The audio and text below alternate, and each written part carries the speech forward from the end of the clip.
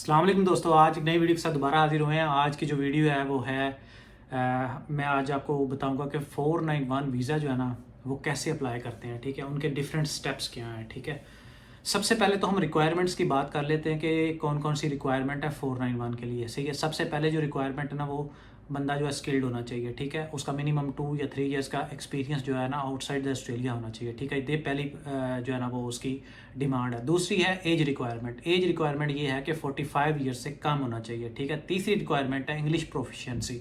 सही है, इंग्लिश में थोड़ा सा बंदा जो है वो ठीक होना चाहिए और इंग्लिश सब्जेक्ट्स भी होने चाहिए। और दूसरा जो है इंग्लिश प्रोफिशिएंसी का टेस्ट पीटी या आइट्स में एटलीस्ट 65 या 7 होने चाहिए। लेकिन अब आज के अभी के 2024 और 2025 में थोड़ा सा जो है वो जो मेरिट है वो इंक्रीज़ हो गया, इसलिए कम से कम भी आपके मैक्सिमम मतलब कम से कम ये कह सकते हैं मैक्सिमम मार्क्स हों।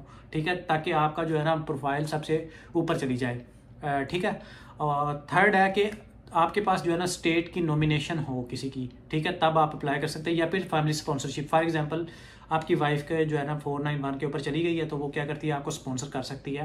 एज आपकी वाइफ जो है आपको स्पॉन्सर कर सकती है। अगर आपके अगर कोई इंडिविजुअल मेल है वो क्या नाम है रीजनल टेरिटरी के अंदर है तो वो क्या करता है, फैमिली स्पॉन्सर कर सकता है। सही है, ये है। उसके बाद जो फिफ्थ है वो है स्किल्ड एम्प्लॉयमेंट एंड पॉइंट्स। ठीक है, वो मैं यही बता रहा हूँ कि आपके पास कोई ना कोई जो है वो स्किल्ड एंड पॉइंट्स। ठीक है, जो डिजायर्ड पॉइंट्स है ना वो है हमारे पास जो है 65 पॉइंट्स जो है ना वो हमारे पास होने चाहिए। ठीक है, तो ये वो है skilled points. You need to the meet the test to be eligible. This include the factors like English proficiency. Okay, ये वही बात है, लेकिन इसके बारे में मैंने इधर जो है ना अभी थोड़ी देर में यहाँ पे बताऊंगा कि पॉइंट्स आपके कैसे वो कंप्लीट होने चाहिए, स्किल्ड एम्प्लॉयमेंट पॉइंट्स और बाकी पॉइंट्स जो है ना वो यहाँ पे मैं अभी आपको एक्सप्लेन करता हूँ कि क्या क्या है। ठीक है, उसमें सबसे पहले जो होगा ना वो मैंने इसकी एक पूरी वो बनाई हुई है ताकि मैं जो है ना जब वीडियो हो तो वीडियो के अंदर ज़रा इजीली आपको बता दूँ। जो पॉइंट्स है ना वो कैसे कैलकुलेट होते हैं वो मैं आपको बता देता हूँ एक एक 1 बाई 1 जो है। सही है,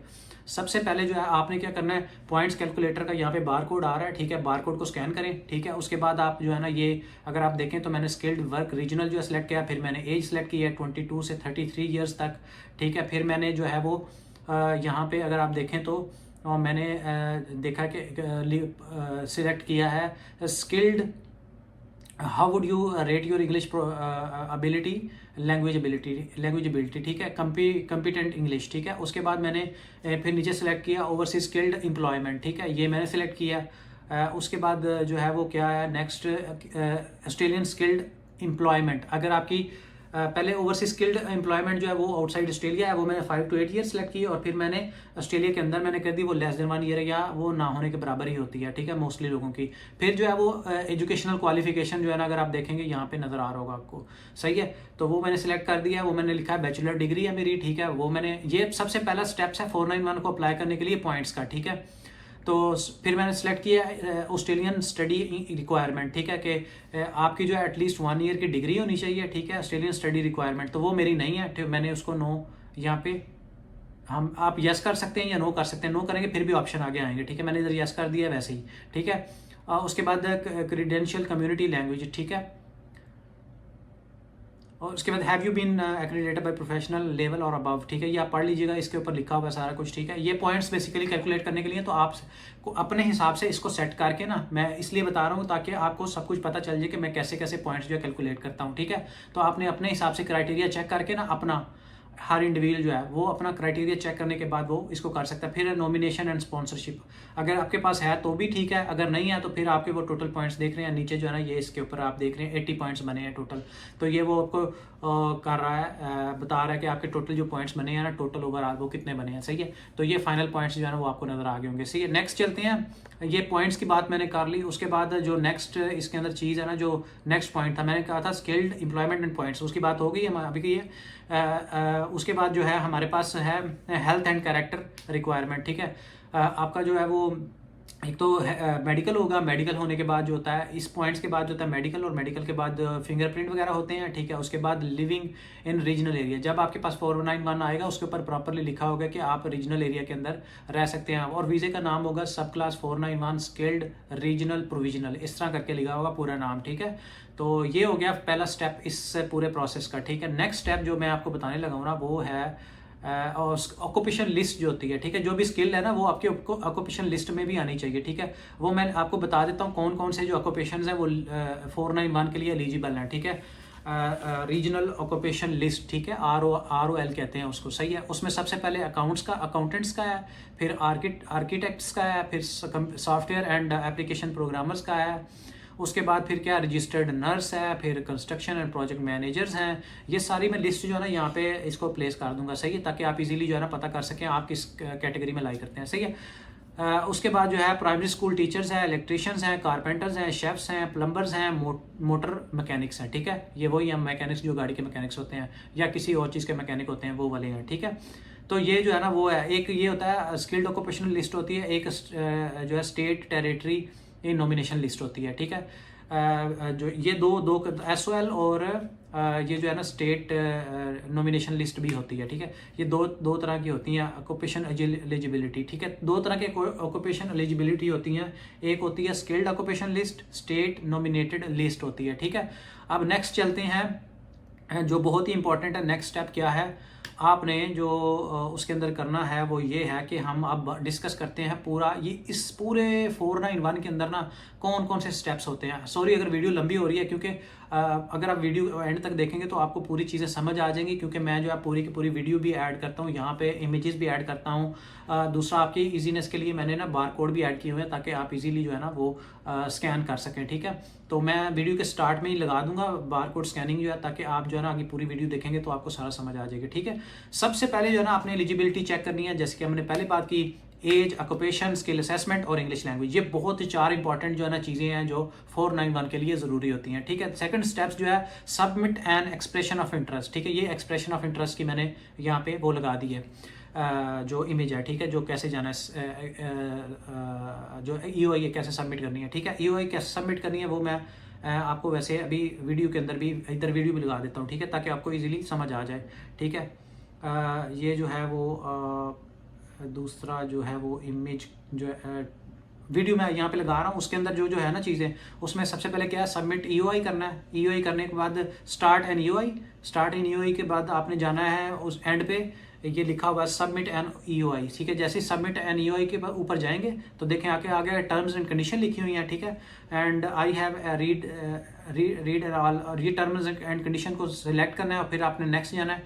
नेक्स्ट जाने के बाद मैं यहाँ पे आपको छोड़ रहा हूँ ताकि, क्योंकि आपने अपनी इन्फॉर्मेशन सारी देनी है, ठीक है, अगर आप देख रहे हो तो, ठीक है, पर्सनल डिटेल्स देनी है। फिर ये 3-4 स्टेप्स हैं, इसमें EOI है, फिर EOI के अंदर डिफरेंट चीज़ें हैं जो आपने सबमिट करनी है।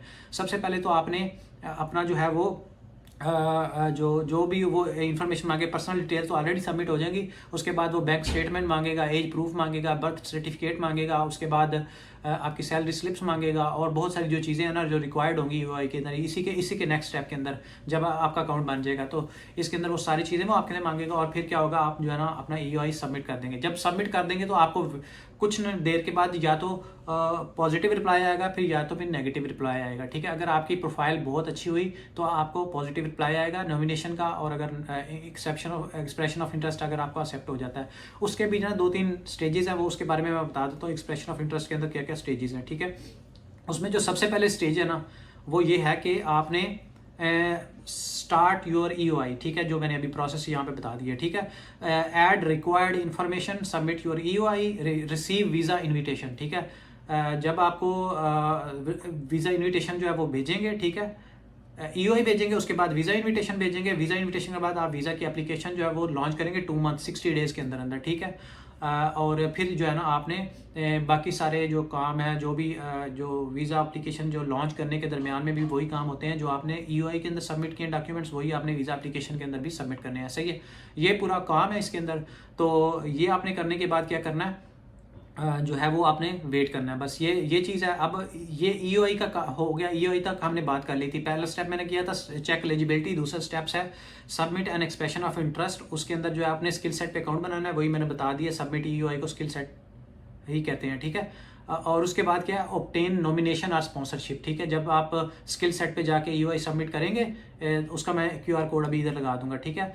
तो फिर आपने क्या करना है, आपको स्पॉन्सरशिप या नॉमिनेशन आपको आ जाएगी, ठीक है। उसके बाद आपने क्या करना है, नेक्स्ट जो है रिसीव इन्विटेशन टू अप्लाई, जो इन्विटेशन आपको आएगा उसकी बेसिस के ऊपर आपने दोबारा अप्लाई करना है। उसमें कुछ आपकी चीज़ें वो और मांगेंगे, वो आपने सबमिट करनी है, ठीक है।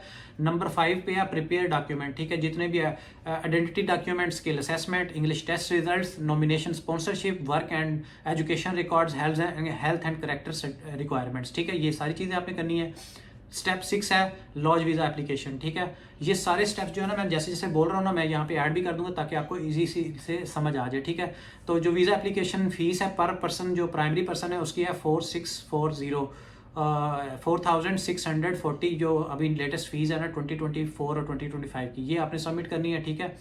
और जो है एडिशनल चार्जेस में अप्लाई, ठीक है। ये तो वो और चीज़ है कि आपने बायोमेट्रिक्स, जैसे ही आप फीस सबमिट करेंगे आपके पास बायोमेट्रिक और हेल्थ चेक की PDF आ जाएंगी, ठीक है। वो आपने करनी है। और फिर जो है जब आपका ये सारा काम हो जाएगा, आपके बायोमेट्रिक्स और हेल्थ चेक हो जाएगा, उसके बाद वेट फॉर द डिसीजन, ठीक है। ये पूरे 7-8 स्टेप्स हैं। और 9 स्टेप, तो 9 स्टेप वही है, वीज़ा आउटकम आ जाएगा, या आपसे कुछ मांगेंगे वो, या फिर आपको डायरेक्ट जो है ना वो अप्रूव्ड वीज़ा जो है ना वो आपको रिसीव हो जाएगा, ठीक है। या फिर वो क्या है, कुछ डॉक्यूमेंट मिसिंग है या कुछ और है वो मांगेंगे, और अगर पॉजिटिव रिप्लाई होता है या नेगेटिव या रीज़न बताते हैं, और फिर दोबारा भी आप अप्लाई कर सकते हैं, उसके ऊपर दोबारा केस जो है ना वो अपना प्रोसीड कर सकते हैं, सही है। तो ये पूरा इसका सिनेरियो है, ठीक है। मैं इसकी पूरी की डिटेल जो है ना वो 1 by 1 यहाँ पे डालता जाऊँगा, और जहाँ पे URLs होंगे मैं उसके बार कोड डाल दूंगा ताकि आप इजीली जो है ना वो चेक कर सकें, ठीक है। तो मैं वीडियो को अभी करता हूँ। वीडियो आज यही थी, 499 वीज़ा क्या होता है, कैसे अप्लाई कर सकते हैं, क्या क्या प्रोसीजर्स हैं, ये सारे मैं पूरे वीडियो के वीडियोज़ भी डाल दूंगा इधर जो है, ठीक है। तो वो भी आप चेक कर लीजिएगा। तो ये है आज की वीडियो, और अगर आपको वीडियो अच्छी लगे तो प्लीज़ सब्सक्राइब और शेयर और लाइक कर दिया करें।